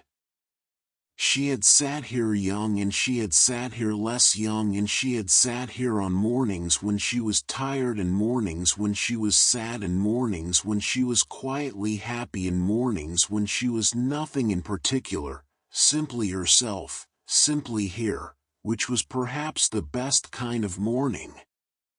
She loved this hour. She had loved it for 40 years and she saw no reason to stop. After a time, she rose and went inside to start the fire. The morning fire was the first fire of the day, entirely different from the banked embers of the night, a new beginning that required its own careful attention, fresh wood laid in, the tinder placed with consideration for how air would move through it, The small flame coaxed from the first struck spark with a patience that was the same patience required by everything in this inn, by the rinsed rice and the swept courtyard and the received traveler. The patience of someone who understands that good things take the time they take and cannot be hurried into being something they are not yet ready to be. As the fire caught, the warmth began its slow migration through the stone of the floor, downward and outward through the channels beneath, that patient underground journey that took a long time to arrive at the surface and lasted far longer than the fire that had sent it. By the time the first guests began to stir, the floors would be warm. By the time they needed to wash and eat and prepare themselves for the road, the floors would be warm. This was the arrangement. This was the promise the inn kept, every morning, for whoever was inside it. She put water on for tea. She rinsed the rice for the morning meal, 3 changes of water, the grains pressed gently, the water tilted toward the light. She moved through these tasks in the way she had moved through them for 20 years, the tasks distributed through her body rather than directed by her mind, each motion finding its own place in the sequence the way a river finds its bed, not by deciding but by following the natural contours of what was already there. Yoon-hee woke to the smell of the morning fire. This was how she had woken every morning in this inn for as long as she had been here, and the smell of it was so entirely associated with beginning, with the ordinary goodness of a day starting, that she could not smell wood smoke anywhere without feeling, just for a moment, the particular warmth of this floor and the particular quality of this morning light and the particular knowledge that Halmeoni was already in the kitchen and had been there for a while, as she always was, as she always would be. She lay for a moment with her eyes closed, letting the day settle around her, finding its edges. Duri was still against her side, warm and breathing in the quick shallow way of a rabbit's sleep. The floor beneath her sleeping mat was warming up from below, the morning fire reaching it. The light through the paper panels of the outer door was the gray pink of early morning, the color of the sky just after it has begun to be itself again. She heard one of the guest room doors slide open. The merchant. She knew it by the footstep, by the particular careful sound of someone who has remembered that he is a guest in a place where other people are sleeping, and is being considerate of that. He crossed the veranda slowly and went to the washing area beside the kitchen, and there was the sound of water being used with the same economy a traveler uses everything with, taking what is needed and not more. She rose and dressed and went to the kitchen. Halmeoni was there, as she always was, the fire going and the water heating and the rice in its vessel. They worked together without speaking, the morning tasks distributing themselves between them the way things distribute themselves between two people who know each other well enough that they do not need to negotiate the small daily arrangements, who have found, through long acquaintance, the natural division of the work. Yoon-hee set the low table in the main room with care, the bowls in their places, the small ceramic dishes, the cups, the cloth folded beside each setting with an evenness that she had learned from watching Halmeoni do it. She did not do it quite as naturally yet. She had to think about it slightly, the way you think about a language you are learning and have not yet begun to dream in. But she did it well, and she knew that the thinking would become less with time, that the evenness of the cloth would come to her hands the way the angle of the inner door had come, without the mind's direction. The 3 guests came to the table one by one in the morning quiet, the merchant first, sitting at one end with his hands around his cup and his eyes still slightly soft with the end of sleep. Then the two sisters, their voices lower than they had been the evening before, the morning having its own register, its own quieter claim on everyone who moves through it. Halmeoni brought more tea. Yoon-hee replenished the rice. The meal was simple and complete, the kind of breakfast that does not perform any ambition but simply nourishes, rice and soup and the small salty dishes that are the foundation of the morning in this place, in this tradition, in this part of the world that Yoon-hee was still learning the shape of, the geography of, the specific and accumulated character of. Yoon-hee sat at the edge of the room while the guests ate and watched them. She was watching the way they ate, the particular quality of attention that people bring to a meal they have been given in a place where they are uncertain of the full terms of their welcome.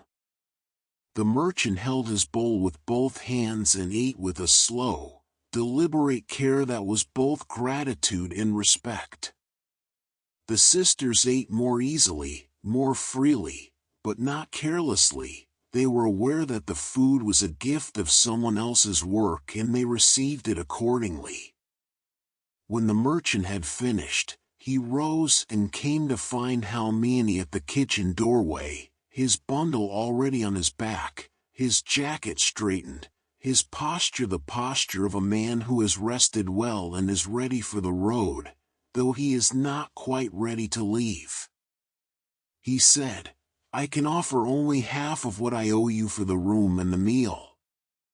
He said this with the directness of a man who has decided that there is no dignified way to approach this except directly, and is committed to the approach. Halmeoni looked at him. She received this with the same unhurried calm she received everything. "Half is enough," she said. "The road to Gongju is 2 days at your pace. Eat well along the way. Don't favor the leg more than you have to. The more you favor it, the more it stiffens." The merchant blinked, perhaps surprised that she had noticed the leg. He stood for a moment without speaking, and in that moment something passed across his face that was not easy to name. Gratitude, yes, but more than gratitude, the particular feeling of a person who has been received generously in a moment when they did not have the resources to earn their welcome, and who will carry that experience with them as evidence that the world is better than it sometimes appears. He bowed. A deep bow, the full bow that means more than courtesy, that means, "You have given me something I cannot adequately repay and I know it and I want you to know I know it." He said, "I will not forget this in." Halmeoni received this with a small nod, the nod of someone accepting something graciously without making it larger than it needs to be. "You are welcome to it whenever the road brings you this way again," she said.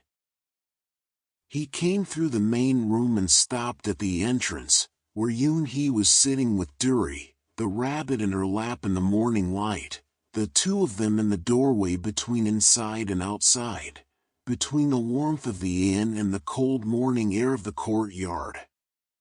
The merchant looked at the rabbit for a moment.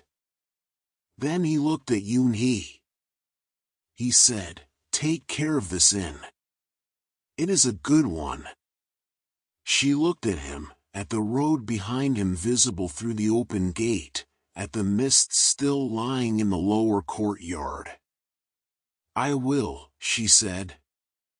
She did not say it with the easy confidence of someone who does not understand what they are promising.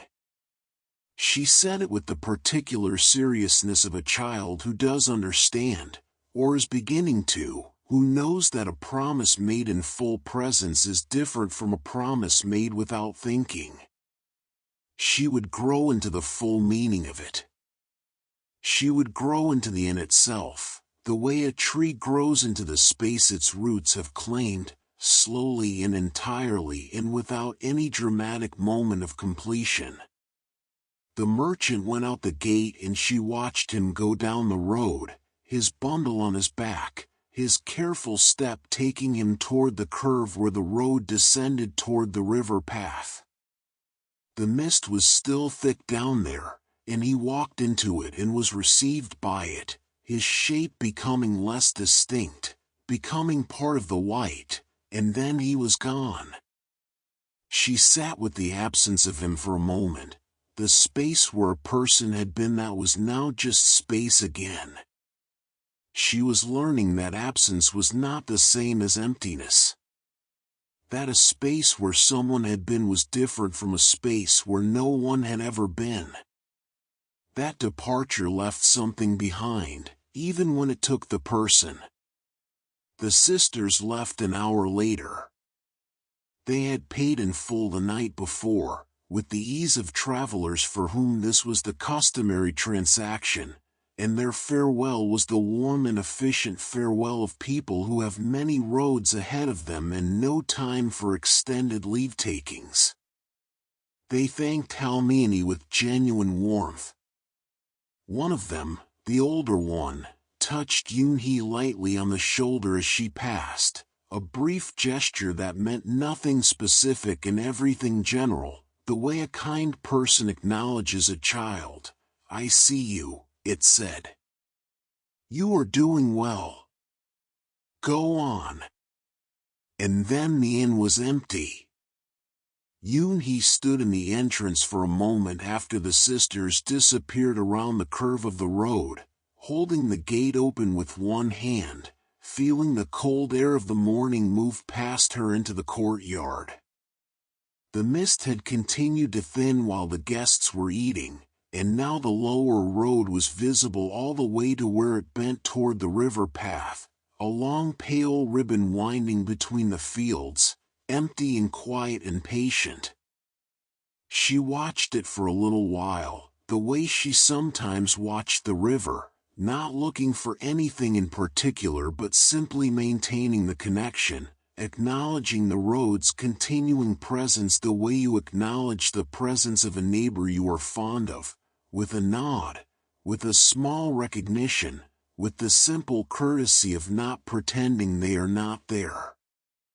She thought of the merchant, somewhere down that road already, his bundle on his back, his careful leg finding its rhythm again. She thought of the sisters, further ahead, their voices probably recovered to their usual cheerfulness by now, the easy laughter of two people who have spent long roads together and know how to make each other comfortable on them. She would not see any of them again, most likely. That was the nature of this place, the nature of what her grandmother had been doing here for 20 years, to offer something complete, something that did not require continuation to be meaningful. To give and then release. To hold and then let go. It was a kind of generosity that required, she was beginning to understand, a particular form of strength, the strength not of holding on but of opening the hand. She released the gate and let it swing back to its tight open position, the cord catching it, the old groove in the post receiving it as it always did. The courtyard was quiet. A few sparrows had come down from the ginkgo branches and were moving along the base of the wall, their small precise movements businesslike and unhurried, attending to whatever sparrows attend to in the morning hour after a frost. Duri had appeared from somewhere, the storage room perhaps, and was sitting on the warm stone near the kitchen doorway, regarding the sparrows with an interest that was entirely theoretical, the interest of an animal who has never chased anything in his life and does not intend to start, but who finds the movement of small creatures inherently worth watching. The morning spread around all of them, Yoon-hee at the gate, Duri on his stone, the sparrows at the wall, the courtyard between them. The sky above was pale and clear, the mist almost entirely gone now, the day arriving properly at last and making its claim on everything beneath it. The particular quiet that follows departure.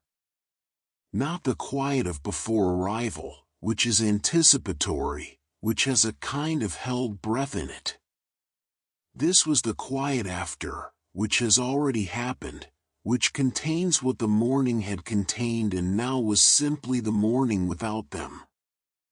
Yoon-hee stood in the main room and felt it, the air still carrying some trace of their presence, the slight warmth where the bodies had been, the bowls rinsed and set to dry, the folded cloths slightly rearranged by the people who had used them. Small evidence. Light traces. The enholding them in the way Halmeoni had described, not as memories you could access but as something structural, something that had become part of what the place was. Halmeoni came in from the veranda. She stood beside Yoon-hee for a moment, looking at the room, at the table, at the cups and dishes. "Winter is coming," she said. "Not today. But it is getting closer." Yoon-hee looked at her grandmother. "What do we do for winter?" Halmeoni began clearing the table as she spoke, moving the cups and dishes toward the kitchen with the smooth efficiency of someone doing two things at once. "We keep the fires going through the cold nights," she said, "deeper fires, more wood. We check the paper panels in the doors and windows and replace the ones that have holes before the cold wind finds them. We add to the stores, more grain, more dried vegetables, more of the salted things that keep through the cold months.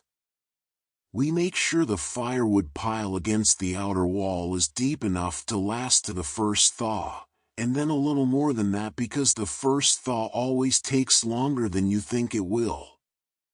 She set the cups beside the wash basin and turned back. "And we wait," she said. "Travelers still come in winter. Perhaps fewer of them, perhaps none for days at a time when the weather is bad. But the ones who come in winter need it more than the ones who come in the easy seasons. The warmth matters more. The soup matters more. Everything is sharper in the cold." Yoon-hee thought about this. She moved to stand beside her grandmother at the window that faced the courtyard. The mist had thinned considerably since she had first woken. The morning sun, low on its autumn arc, had found the courtyard and was filling it with the particular slanted morning light that was different from every other time of day, arriving from an angle that caught the surfaces it found from the side rather than from above, giving depth to the stones, length to the shadows, a quality of warmth to a morning sky that was still pale and cold. It was the light that made old things look most themselves, most fully what they were. The ginkgo trees were nearly bare. Two of them had given up their last leaves during the night, their branches entirely exposed now, dark and intricate against the pale sky, the beautiful bare architecture of the trees visible for the first time in months, the structure that the leaves had been both hiding and expressing all season. Only the tallest tree still held a few leaves, a handful, clinging to the highest branches with the tenacity of things that have been holding on for a long time and are almost, but not quite, ready. Duri was in the courtyard in a patch of the morning sunlight, sitting on a warm stone with his nose working and his eyes receiving the day with his usual patient and completely undemanding appreciation. It was a very beautiful ordinary morning. Yoon-hee stood at the window and looked at it and knew, even as she was standing in it, that she would carry it. Not by trying to hold it, not by doing anything at all to preserve it. simply by being entirely present in it, which was the only way of having a moment that was actually real. Everything else was remembering or anticipating, and those were good things, but they were not this. This was this. The morning in the courtyard after the guests had gone, with the mist thinning and the autumn sun finding its angle and the ginkgo trees almost bare and Duri on his warm stone. Her grandmother beside her at the window, the smell of the morning fire still in the air, the day beginning its own slow unfurling ahead of them, ordinary and full and entirely sufficient. Halmeoni said, after the morning cleaning, we should check the paper panels on the north-facing doors. The autumn wind has been coming from the north this week and I want to see the condition before the temperature drops further. Can you do the lower panels while I do the upper ones? Yoon-hee said, yes. And then they moved back into the easy work of the day, the grandmother and the granddaughter, the morning claiming them as the morning claims everyone who moves through it with intention, with presence, with the ordinary and sufficient purpose of attending to the things that need attending to. In the courtyard, the tallest ginkgo tree considered its last leaves. The sun moved on its low arc through the autumn sky. And one leaf, then another, let go. They came down the way all the leaves had come down this season, without hurry, catching the light once or twice in their descent, turning in the small current of the morning air, completing the movement that had been building since the first cool night of autumn. They settled on the courtyard stones, on the warm surface that received them, and lay still. The tree was bare. Autumn, at the inn, was complete. The Geumgang River moved through the morning mist below the village, its voice the same voice it had always had, the voice of something that has been in motion for so long that motion is what it is, not something it does. The road ran through Gongju and continued in both directions, holding the invisible weight of all the footsteps that had crossed it and all the footsteps still to come. The air was cold and clean and carried the smell of the river and the smoke from the inn's fire and the faint cold sweetness of ginkgo leaves on stone. And at the edge of the village, beneath the bare ginkgo trees, the small inn stood in the morning light with its gate open, as the gate was always open, the clay walls pale and warm in the low sun, the smoke from the kitchen fire rising straight up into the still air, visible from the road as a small signal, a quiet announcement, a permanent and daily act of welcome. Come in. There is room. Whatever you are carrying, you can set it down here for a while. The fire is going and the tea is hot and the floor is warm and you are welcome here, simply and without condition and without requiring you to be anything other than what you are. Come in. Rest. And so we leave them here, in the gentlest part of the day, in the quiet that follows departure and precedes arrival, in the long ordinary breathing space of an autumn morning in a small Joseon inn in Gongju. Halmeoni moves through the room she has been moving through for 20 years. Her hands go to the familiar tasks, the wiping down of the low table, the checking of the paper panels, the stacking of the washed bowls, the laying of more firewood by the kitchen door.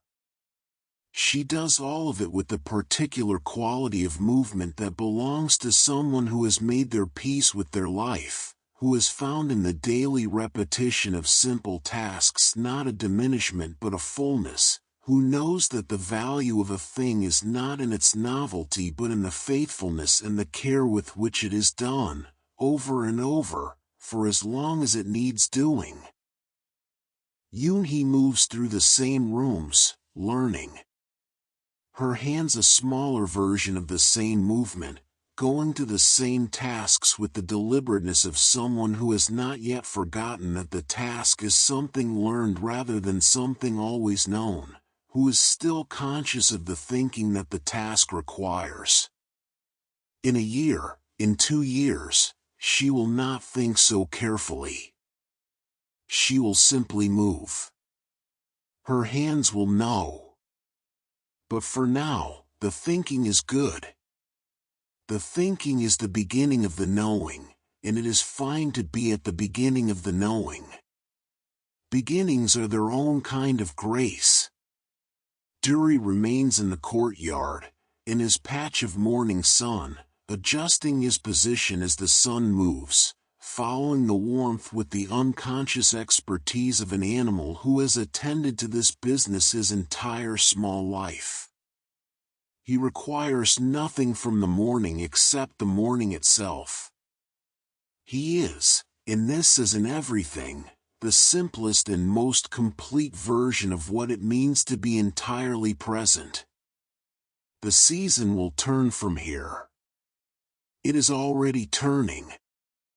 The cold that has been approaching from the north for weeks will arrive fully in its own time, and when it does, the ginkgo trees will be bare as they are now, and the fields will be dry and frost-white in the mornings, and the road will be harder underfoot, the packed earth gone solid with cold.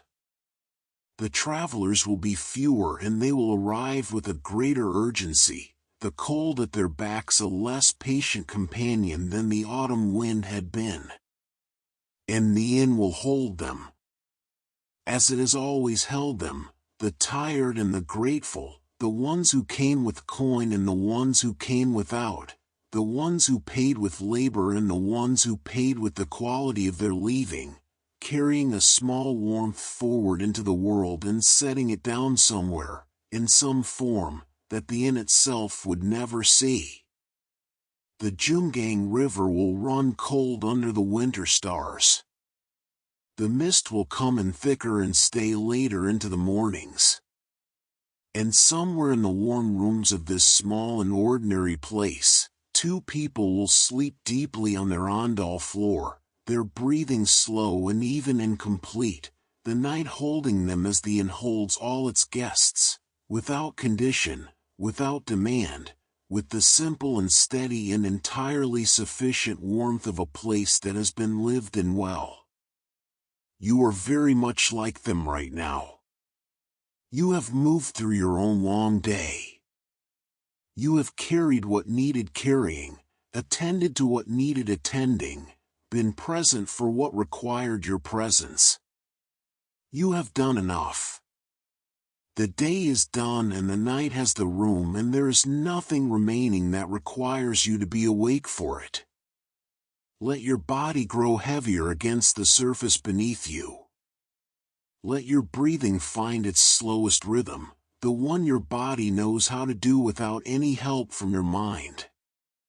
Let the thoughts that are still moving in you slow and spread out and grow still, the way the mist on the Geumgang grows still in the deepest part of the night, when there is no wind to move it, when it simply rests. You are exactly where you are supposed to be. The warmth beneath you is holding you. The dark around you is quiet.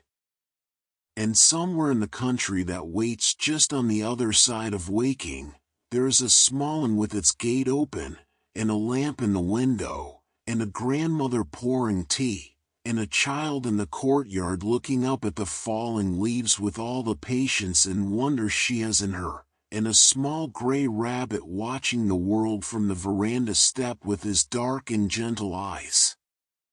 The ginkgo leaves have all come down. The fire is banked. The river moves in the dark. And you are exactly here, exactly now, and that is enough. That is, in fact, everything. Rest now. Rest well. Good night.